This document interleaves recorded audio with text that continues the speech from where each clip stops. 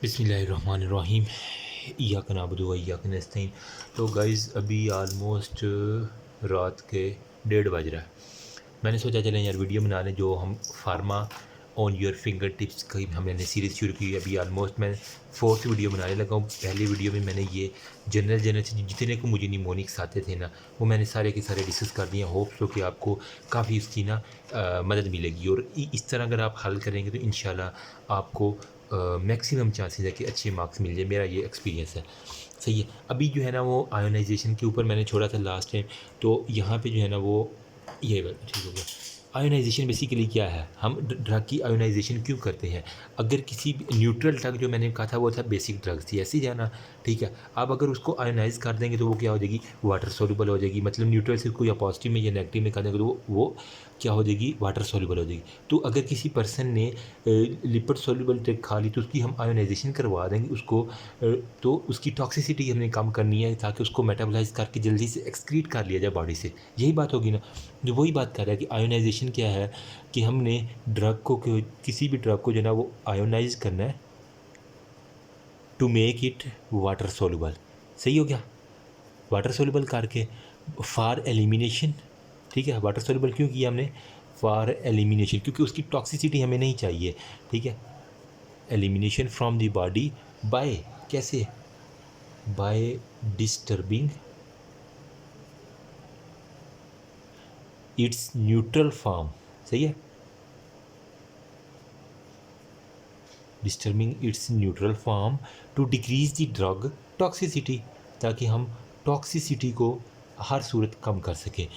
अब उसने यहाँ पे एक एग्जांपल दी है RCOOH, ठीक है। ये एक न्यूट्रल ड्रग थी, तो इसको हमने तोड़ के जो है ना RCOO negative plus H positive, आर इसके अंदर कोई भी जो है ना वो ग्रुप आ सकता है, ठीक है।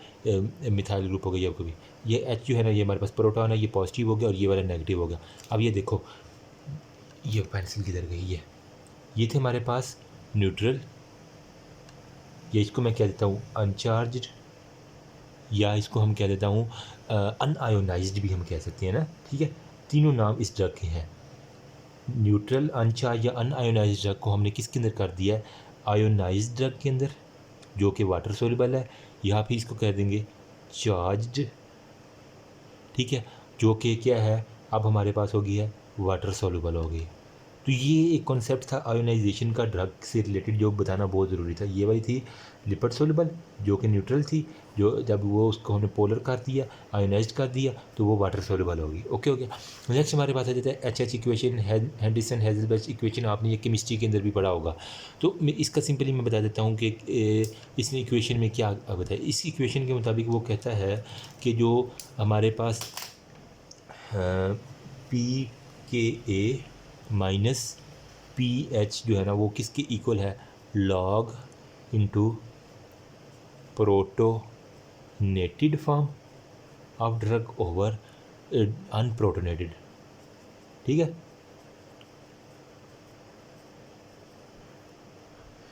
अनप्रोटोनेटेड मतलब कि वो न्यूट्रल थी, प्रोटोनेटेड का मतलब कि उसके ऊपर कोई ना कोई जो है ना वो हमारे पास आ जाएगा। इस इक्वेशन का मकसद क्या है यहाँ पे ड्रग में, तो मैं आपको अगर कैटसन की लाइन ही पढ़ के सुना दूँ यहाँ से, तो वो कह रहा है कि if pKa of drug and pH of medium is known, the fraction of the molecule in ionise state can be predicted. वही कह रहा है अगर हमारे पास pKa और pH जो है ना वो मालूम हो, तो हम किसकी फ्रैक्शन जो है ना वो आयोनाइज जो अनआयोनाइज जो है ना ड्रग की फ्रैक्शन वो मालूम कर सकते हैं कि कितनी है उसकी। वही है pKa minus pH is equal to log protonated form over unprotonated form of the drug.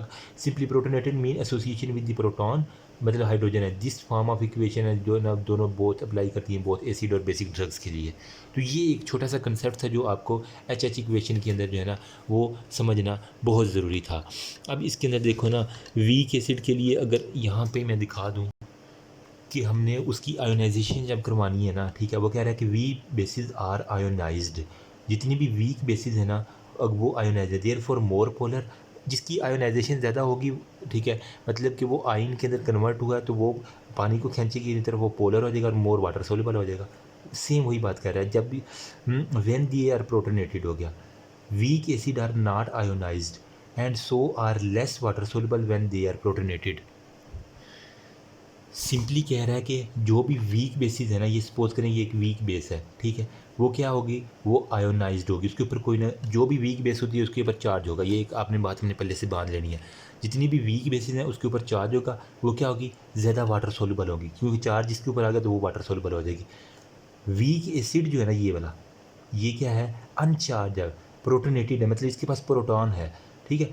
तो अब ये देखो, प्रोटोनेटेड वीक एसिड अनचार्ज्ड मोर लिपिड सोल्यूबल, इसके ऊपर चार्ज नहीं है लेकिन प्रोटॉन है, इस वजह से ये न्यूट्रल हो चुका है। तो यहाँ पे देखो अनचार्ज है और मोर लिपिड सोल्यूबल है, जबकि इसकी अनप्रोटोनेटेड फॉर्म जो होती है वो चार्ज होती है, जब वो तब वो जो है ना वो वाटर सोल्यूबल बनती है। और ये होप सो ये कंसेप्ट बहुत इंपॉर्टेंट है समझने के लिए। वही कह रहा है एच इक्वेशन रिलेशनशिप इंपॉर्टेंट है when it is necessary to estimate the alteration of the partition of the drug होगा between the compartment different pH के ऊपर हमने उसको किस तरह जो है न्यूट्रलाइज करना है, इसकी इक्वेशन के जरिए हम सारे के सारे वो मालूम कर लेते हैं। दोबारा बता रहा हूँ, जो वीक बेस है ना वो क्या होती है हमारे पास, आयोनाइज्ड होती है, सही है, जबकि जो वीक एसिड होता है वो अनआयोनाइज्ड होती है। अब जो आयोनाइज्ड होगी वो वाटर सोल्यूबल होगी, जो अनआयोनाइज्ड होगी तो वो लिपिड सोल्यूबल होगी। Weak acid unionised, weak base ionised. एक ये भी बात याद कर लो, आपको सारी की सारी ये थ्योरी समझ आ जाएगी, सही है। तो बस ये एक इक्वेशन आपको नहीं भूलनी चाहिए एच इक्वेशन के अंदर। नेक्स्ट जो है ना वो हमारे पास बहुत इंपॉर्टेंट, बहुत बहुत बहुत बहुत बहुत इंपॉर्टेंट जो है ना वो है रूट्स ऑफ ड्रग एडमिनिस्ट्रेशन। इसके अंदर बेसिकली जो है ना हमारे पास दो तरह के रूट होते हैं, एक होता है लोकल रूट, एक हमारे पास आता है सिस्टेमिक रूट। दोनों को मैं भी बारी बारी डिस्कस करता हूँ क्या है दोनों। अगर मैं इसको चलें पहले हम लोकल रूट को जो है ना वो जल्दी से डिस्कस कर लेते हैं। लोकल रूट के अंदर जो होता है ना वो हमारे पास ये ना लोकलाइज साइट आ जाती है, जितनी भी हमारे पास होती है ना। लोकल रूट कब कब यूज़ होता है, यूज़ फॉर लोकलाइज्ड साइट्स। जितनी भी लोकलाइज साइट्स है ना उनके लिए जो है ना हमारे पास सारे के सारे लोकल रूट्स इस्तेमाल होते हैं। अब इसके अंदर क्या क्या आएंगे, मैं ग्राफ ही बना देता हूँ आपको इंशाल्लाह ये सारी उम्र नहीं भूलेगा। सारी उम्र क्या, मैं कहते हैं साल आपको नहीं भूलने लगा। एक हमारे पास होता है टॉपिकल रूट, ये आप साथ साथ नोट्स बनाते जाएँ प्लीज़ प्लीज़। नंबर फर्स्ट पे आ जाएगा हमारे पास टॉपिकल रूट, नंबर सेकंड पे आ जाएगा डीपर टिश्यू,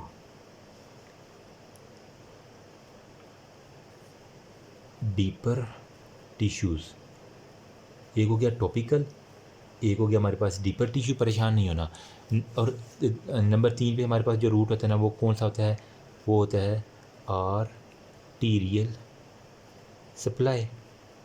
सो सिंपल हो गया ना, सिंपल 3 रूट्स में पहले इसको आर्टीरियल सप्लाई, टॉपिकल और डीप टिश्यू। अब जो पहले मैं जो छोटे छोटे उनको पहले मैं बता देता हूँ। आर्टीरियल रूट में जो होता है ना इंट्रा आर्टीरियल हम इंजेक्शन देते हैं ना, सही है।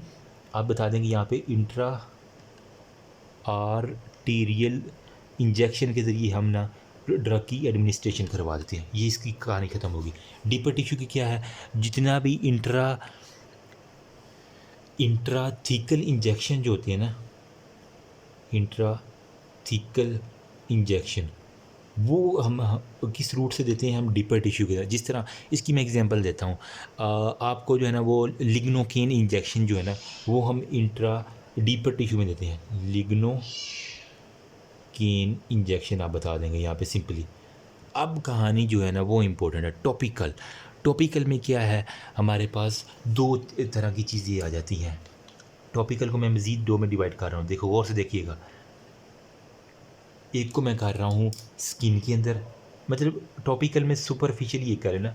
टॉपिकल में नंबर 1 पे स्किन आ जाएगा, नंबर 2 पे कौन सी आ जाएगा, म्यूकस मेम्ब्रेन्स जितनी भी आ जाती है ना, म्यूकस मेम्ब्रेन्स, वो सारी की सारी टॉपिकल के अंदर इंक्लूड होती हैं। अब इसके अंदर म्यूकस मेम्ब्रेन के अंदर देखो किस किस चीज़ की म्यूकस मेम्ब्रेन आपने करनी है। फर्स्ट पे आपने क्या देना है, माउथ प्लस फेरेंक्स कि जितने भी मुंह और फेरेंक्स के अंदर जितने भी हैं हमारे पास म्यूकस वो आ जाएंगे। इसके अलावा आ जाते हैं आइज़, ईयर और नोज़, आइज़, ईयर और नोज़, ये हो गया। उसके बाद हमारे पास आ जाएगा GIT ट्रैक, उसके ऊपर जितनी भी म्यूकस मेम्ब्रेन है वो आ जाएंगी। इसके अलावा हमारे पास आ जाएगा ब्रोंकाई और लंग्स जो भी हैं, ब्रोंकाई प्लस लंग्स जितने भी हैं वो आ जाएंगे। इसके बाद आ जाएगा हमारे पास एनल केनाल के अंदर जितनी भी म्यूकस मेम्ब्रेन है, anal canal, hope so focused हो, ठीक है, एनल केनाल के अंदर। इसके बाद हमारे पास आ जाएगा जो भी यूरिथ्रा है ना, वो इसके अंदर हमारे पास इंक्लूड होगा। ओके हो गया। अब देखो आइज़, ईयर और नोज़ के लिए जो स्पेसिफिक है ना हमारे पास जितने भी ड्रॉप्स होते हैं ना, वो इसके ज़रिए हम एडमिनिस्ट्रेशन करवा देते हैं, ठीक है। अब ये जो ब्रोंकाई लंग्स के लिए जितने भी हमारे पास जो है ना एरोसिल स्प्रे होती है ना, ठीक है, मतलब जो साइनोसाइटिस वाले पेशेंट होते हैं इनको हम एरोसिल स्प्रे वगैरह रिकमेंड करते हैं, या नेबुलाइज करवाने वाले जितनी भी सोल्यूशन है ना, नेबुलाइज्ड सोल्यूशन, वो मोस्टली ब्रोंकस के ज़रिए देते हैं। अच्छा, एनल केनाल में क्या होता है, ऑइंटमेंट जितनी भी हमारे पास है ना, या फिर वो अनीमा देते हैं जो एनल केनाल के ज़रिए जो कॉन्स्टिपेटेड पेशेंट होते हैं उनके लिए, ठीक है। और इसके अलावा यूरिथ्रा के अंदर क्या होता है, लिडोकेन जो होता है ना यूरिथ्रा के अंदर, लिडोकेन।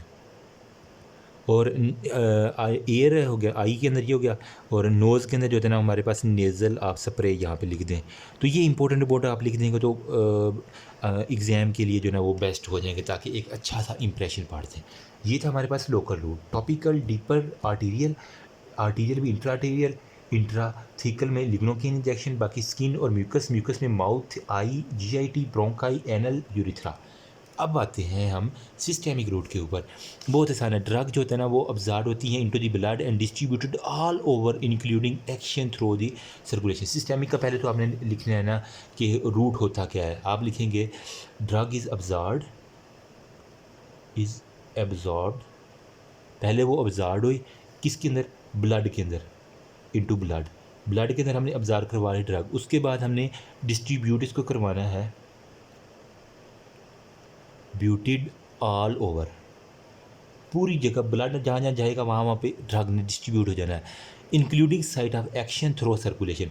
और जहाँ जहाँ पे उसने एक्शन करना है ना वहाँ पे जो है ना वो सर्कुलेशन के ज़रिए जो है ना वो साइट ऑफ एक्शन के ऊपर पहुँच के अपना एक्शन परफॉर्म करना है साइट ऑफ एक्शन के ऊपर। अब मैं इसकी भी डिवीजन करवा देता हूँ आपको। डिवीजन बहुत सिंपल सी है, आपने गौर से देखना है, सही है। चलें इसको मैं थोड़ा सा नीचे ले जाना क्योंकि यहाँ पे जगह थोड़ी सी कॉम्पनसेटेड है। नंबर 1 पे ओरल, मुंह के ज़रिए हमने जो सिस्टेमिक रूट दिया है। इसके अलावा आ जाती है सब लिंगुअल, ज़ुबान के ज़रिए, ठीक है। इसके अलावा हमारे पास आ जाती है जनाब रेक्टल, ठीक है, रेक्टम के ज़रिए कुछ ऐसी मेडिसिन होती है। इसके अलावा हमारे पास आ जाती है जनाब नेज़ल, ठीक है। और एक इम्पोर्टेंट जो होती है ना वो होती है हमारे पास जो वो इम्पोर्टेंट होती है, वो होती है पारेंट्रल। सॉरी गाइस, अभी ये मुझे लगता है दिखाई नहीं दिया यहाँ पे, दोबारा बता देता हूँ मैं। सिस्टेमिक रूट के अंदर आपने सिंपली क्या करना है, इसको थोड़ा सा यहाँ पे ये देखो, अब काफ़ी अच्छा हो गया। सिस्टेमिक रूट में हमने क्या करना है, ओरल, सबलिंगुअल, रेक्टल, पेरेंट्रल और नेज़ल, ये जो है ना वो 5 रूट आपने नहीं बोले। अब पेरेंट्रल के अंदर जो होता है ना वो हमारे पास कौन कौन सी रूट्स आ जाती हैं, मैंने आपको यहाँ पे बताया था कि ये वाला जो है ना आपको ग्राफ फिंगर टिप्स भी आएगा ना तो आपको कोई मसला नहीं होगा। ये वाला IV, IM, SC और ये वही है, मैं टर्मिनोलॉजी यहाँ यूज़ कर रहा हूँ, आपको बड़ी आसानी से समझ आ जाएंगे। पेरेंट्रल में आपने लिख देना है एक S/C। अब जिसने वो याद किया हुआ है उसको मसला नहीं होगा। I-M, I/V और I/D। SC मतलब सबकुटेनियस हो सकता है, इंट्रामस्कुलर होता है, इंट्रावीनस हो सकता है, या वो डर्मस के अंदर हम लगा सकते हैं। तो ये 4 टर्मिनोलॉजीज़ आपको फिंगर टिप्स भी आनी चाहिए। हो गया ये, ठीक है। दोबारा ये ग्राफ जिसने स्क्रीनशॉट लेना यहाँ से ले लो, बहुत इंपॉर्टेंट ग्राफ है, मैं बता रहा हूँ। अगर इस तरह बनाएंगे तो आप रूट ऑफ ड्रग का अगर क्वेश्चन आ जाए इस तरह बना देंगे, इंशाल्लाह आपको मैं कहता हूँ बहुत अच्छे नंबर मिल सकते हैं। पर्सनल एक्सपीरियंस है। नेक्स्ट आ जाते हैं हम बारी बारी इन सब को, रूट्स ऑफ ड्रग्स को जो है ना वो डिस्कस करते हैं। सबसे पहले मैंने क्या कहा था, एंट्रल रूट। एंट्रल रूट किसकी है, सिस्टेमिक की, ऐसे ही है ना, ठीक है। अब देखो, अब इसी के अंदर जो है ना वो हम मज़ीद डिस्कस करते हैं कि पेरेंट्रल में जो एंट्रल रूट है ना उसके अंदर सबसे पहले हमारे पास आता है ओरल रूट। तो मैं कहता हूँ ये ओरल रूट की बात करेंगे तो एडमिनिस्ट्रेशन ठीक है, of drugs bye alimentary canal. Alimentary canal के ज़रिए जो भी हमने ड्रग एडमिनिस्ट्रेशन करनी है ना वो ओरल रूट से होगी। अब इसकी मेरिट्स और डीमेरिट मतलब एडवांटेजेस क्या हैं, डिसएडवांटेजेस क्या हैं, ये भी पूछने वाली बातें हैं। ठीक है, आपको गौर से देखना होगा। अच्छा, ओरल रूट में जो है ना वो सबसे पहले एडवांटेजेस मैं बता देता हूँ। नंबर 1 पे मोस्ट कन्वीनियंट है, मतलब ईजीली ले सकती हैं, सेफ़र है, प्लस एक्सेप्टेबल है। ठीक है, हर कोई इसको रिकमेंड कर लेता है। नंबर 2 पे इस पर कोई पेन वगैरह नहीं होती, पेनलेस है। नंबर 3 पे सस्ता तरीन पैकेज है ये कि चुप करके मुंह से गोली खा लो, कोई और काम करने की ज़रूरत नहीं है। अब ये क्या है, यूज फॉर लोकल और सिस्टेमिक एक्शन, बहुत दोनों, मतलब लोकल प्लस सिस्टेमिक जितने भी है ना एक्शन, उसके लिए जो है ना एक्शन ऑफ ड्रग, उसके लिए ये यूज़ कर लिया जाता है। ये बात होगी। अब इसका और क्या है, slow delivery of drug into the circulation, मतलब आहिस्ता मगर मुस्तकिल मिजाजी के साथ। मैं लिख सकता हूँ स्लो डिलीवरी ऑफ ड्रग्स। अब इसका क्या फ़ायदा होगा, अगर तो फास्ट डिलीवरी होगी तो टॉक्सिसिटी के चांसेस ज़्यादा है, अगर स्लो स्लो होगी तो बॉडी उसको मैनेज कर लेगी, तो हम कहेंगे टॉक्सिसिटी के चांसेस जो है ना वो बहुत कम हो जाते हैं। ये हो गए इसके मेरिट, आसान से हैं। डी मेरिट्स की बात कर लेते हैं हम। इसके अंदर क्या होता है, डी मेरिट्स में मतलब कि इसके थोड़ा सा जो ना लिमिटेशन आप कह लें एक तरह की एज सच, वो क्या है, वो ये है कि जनाब हमारे पास जो है ना रेट ऑफ अब्जॉर्प्शन, अब एलिमेंट्री क्लास से स्टोमिक के अंदर जाना है ना, तो अब्जॉर्प्शन कहीं ना कहीं गड़बड़ तो होगी उसका, अगर स्टोमिक सही काम नहीं कर रहा तो अब्जॉर्प्शन वहाँ, तो आप कह लें कि वेरिएबल एब्जॉर्प्शन। ठीक है, अब्जॉर्प्शन रेट हो गया, ये कर लें, इस तरह कर लें।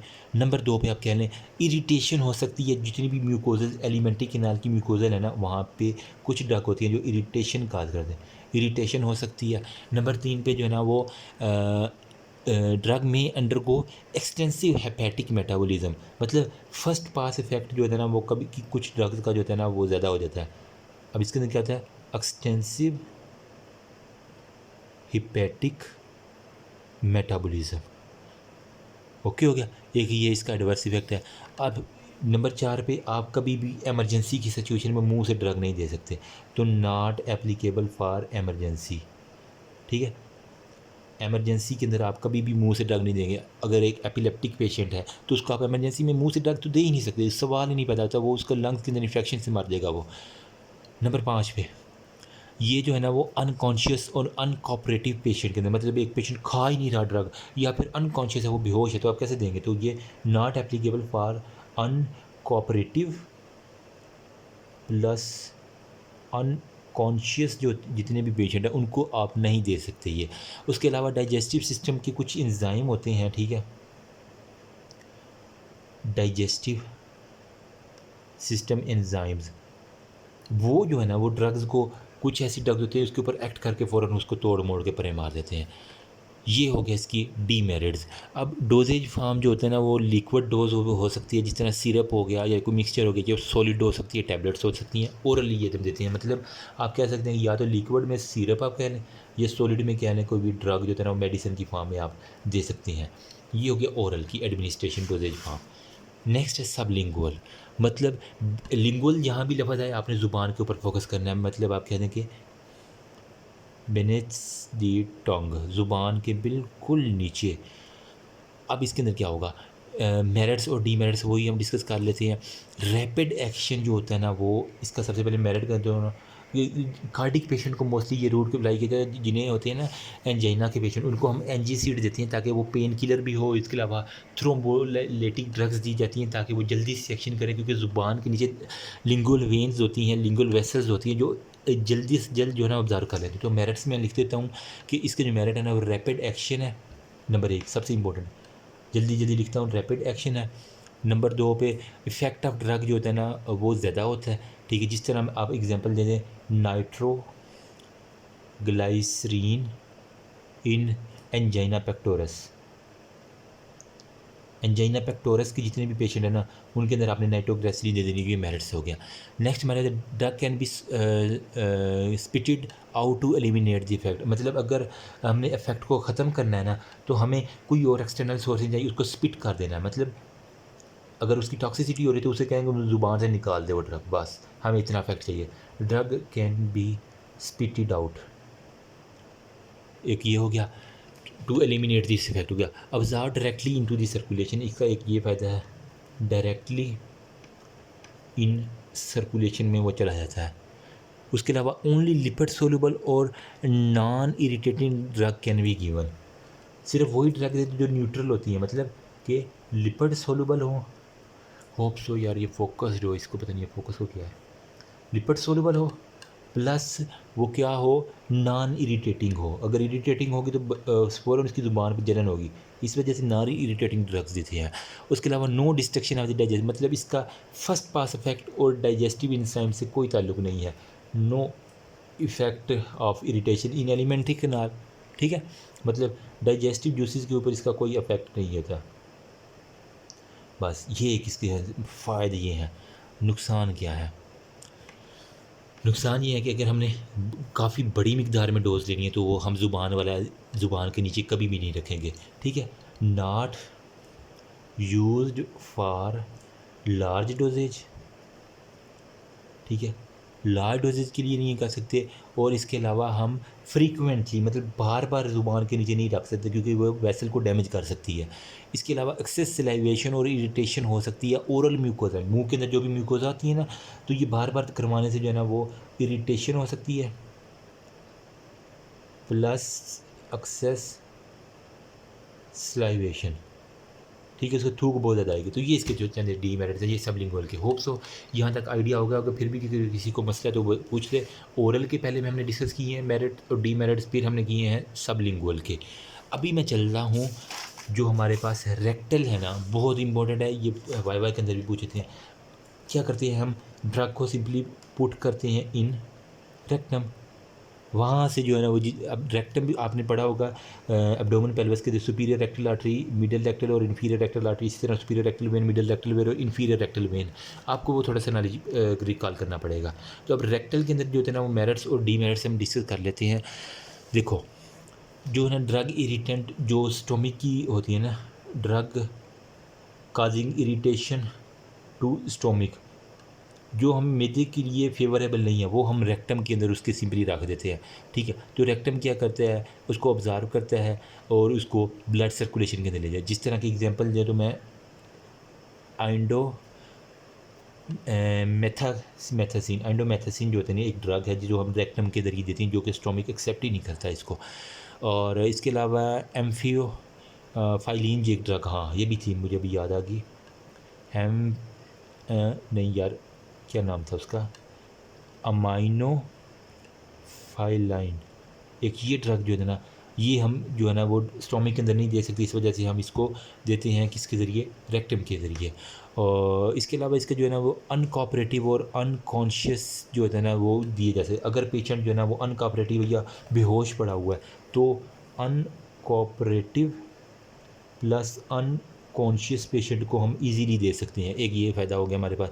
और सूटेबल होती है अगर वो मोशन सिकनेस से रिलेटेड पेशेंट है, मतलब सूटेबल फॉर मोशन सिकनेस, मतलब वो हिलजुल नहीं रहा पेशेंट, या फिर उसको बार बार वोमिटिंग हो रही है, तो वोमिटिंग होती रहे, ड्रग ने तो अपना एक्शन रेक्टम के ज़रिए करवाना है तो रेक्टम ऑब्जर्व करेगी, या फिर उसको माइग्रेन की प्रॉब्लम है, ठीक है, दवाई खाने से कोई उसको दर्द वगैरह हो रहा है तो वो सारे के सारे इसके अंदर होते हैं।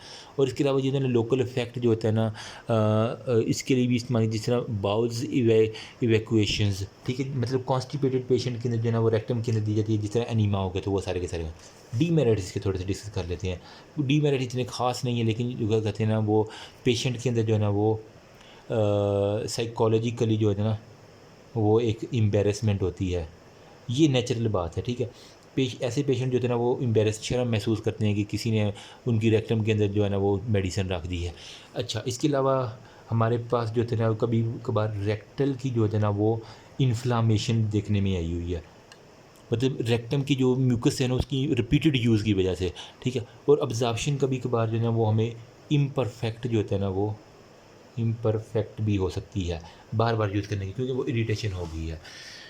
नेक्स्ट जो होता है ना वो हमारे पास होता है पैरेंटल, जो कि बहुत इंपॉर्टेंट है। अभी वीडियो काफ़ी लंबी हो गई तो वो नेक्स्ट वीडियो में मैं डिस्कस करके इंशाल्लाह ये टॉपिक जो होता है ना वो हम कवर कर लेते हैं।